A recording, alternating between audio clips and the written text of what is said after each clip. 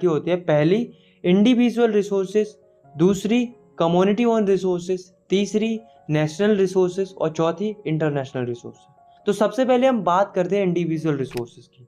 तो individual resources वो resources होती हैं जिन्हें कोई एक व्यक्ति ओन करता है प्राइवेटली, मतलब किसी व्यक्ति की कोई निजी संपत्ति है तो वो उसकी इंडिविजुअल रिसोर्स है।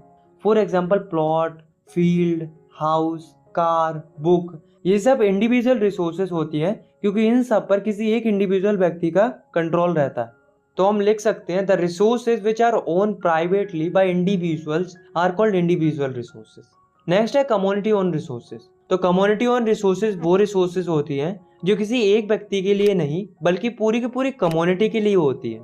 For example public parks, picnic spots, ponds, play grounds, grazing ground, ये सब कम्युनिटी ओन रिसोर्सेज है। तो हम लिख सकते हैं the resources which own by community और society are called community own resources. Next है नेशनल रिसोर्सेज।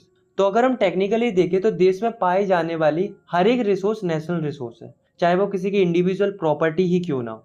और हाँ, गवर्नमेंट के पास लीगल पावर होती है कि वो किसी की भी प्राइवेट प्रॉपर्टी को एक्वायर कर सकती है आम जनता के भले के लिए, बट गवर्नमेंट उसके लिए फेयर कंपनसेशन भी देती है। इसके अलावा देश में पाए जाने वाले minerals, water resources, forests, wild life, ये सब भी नेशनल रिसोर्स का ही पार्ट होते हैं। और साथ में कोस्ट लाइन से लेकर 12 नॉटिकल माइल्स मतलब 22.2 किलोमीटर तक का जो ओशन का एरिया होता है वो भी नेशनल रिसोर्सेज का ही पार्ट होता है। तो हम लिख सकते हैं all the resources which are under the control of state and union government are called national resources. मतलब ऐसी रिसोर्सेज जो देश की गवर्नमेंट के कंट्रोल में रहती है उन्हें हम नेशनल रिसोर्सेज कहते हैं। नेक्स्ट है इंटरनेशनल रिसोर्सेज। तो इंटरनेशनल रिसोर्सेज वो रिसोर्सेज होती हैं जिन पर किसी एक देश का कंट्रोल नहीं होता है, ना ही कोई एक देश अपनी मर्जी से इन रिसोर्सेज का इस्तेमाल कर सकता है। इन रिसोर्सेज को इंटरनेशनल इंस्टीट्यूशंस रेगुलेट करते हैं। जैसे कि कोस्टल लाइन से 200 नॉटिकल माइल्स के बाहर वाला जो ओशन होता है, जिसे ओपन सी भी बोलते हैं, वो इंटरनेशनल रिसोर्सेज में ही आता है। अगर किसी कंट्रीज को इन इंटरनेशनल रिसोर्सेज का इस्तेमाल करना होता है तो उन्हें इंटरनेशनल इंस्टीट्यूशन से परमिशन लेनी पड़ती है।